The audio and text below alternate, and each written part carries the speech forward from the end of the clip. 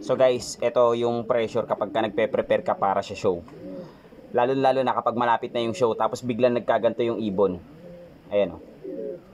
So hindi naman yan sakit. So kung makikita nyo yung ulo nya, naglalagas. Ibig sabihin po niyan ay naglulugon.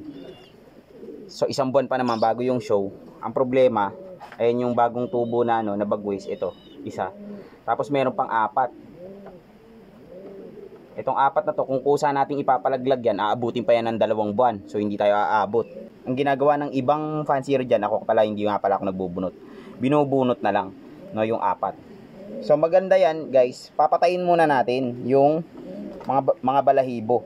So paano natin gagawin yun pag papatayin yung balahibo? So nakikita nyo yung sa gitna. Ito yung sa gitna na yan. Oh. Ayan, sa gitna na yan. Ang gagawin nyo lang dyan, susugatan nyo yan. Yung balahibo kasi hindi masakit yun. Ito nasa gitna na to.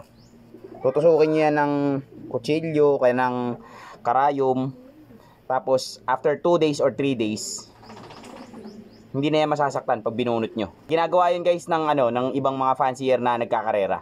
So sa mga nagkakarera ko lang din napulot yun kung paano papatayin natin yung balahibo para pag binunot natin, hindi masyadong masasaktan yung ating kalapate.